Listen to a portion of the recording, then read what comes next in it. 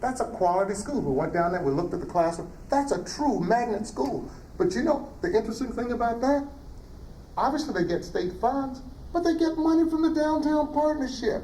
They get money. You go to the classroom, these kids are all over the place. When the politicians come to town, Bush goes in and reads the Itty Bitty Spider, or whatever you read there. It's on the book. But anyway, I won't get into politics. But anyway, they come there and they interact with these business people. And the parents who work downtown go down and hang out with their kids during lunch. That's a true magnet school. So we'll go back to Ralph's question about quality education and then talk about creating that type of environment. These are the schools that will do it. This plan that we're on now, it's a bankrupt plan. It's created the thing that's existed for the last 40, 50 years in education. Until we have leaders who step up and talk about that downtown school being something that they ought to create all around Iowa, where people are fighting to get in and signing their kids up before they're even born and going to school. You know how often these kids go to school? They go to school 10 months out of the year. Yeah. I don't say. Oh, okay. I get excited about that. He said, until the leaders. Until us. That's where I am. And I'll stay right there. So, go ahead, Ralph. Just a comment, because we're here in academia, and I've always felt very strongly that academia has a special place in effectuating change in education. And the people here, particularly the ones who have tenure, and tenure isn't everything that it's made out to be, I'll be the first to admit it. But in essence, you have more freedom of speech than I have. Right.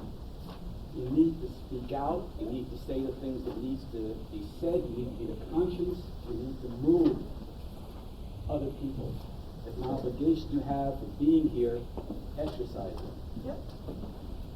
That's what I'm trying to do. It looks like we've reached that time in the program. Pat's coming forward. I have two things I'd like to announce to you.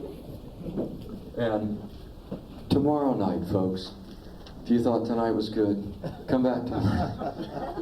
Dr. Lerone Bennett is going to be here, who has fused the worlds of both business. He was a journalist for years and years, senior correspondent for Ebony magazine, and the author of a very fine text, Before the Mayflower, on African American history.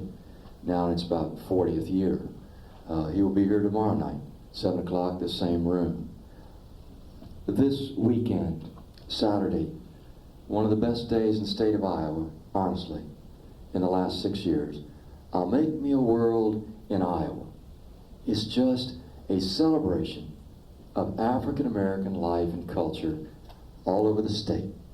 From 10 until 5, at the State Historical Building, East 6th and Locust.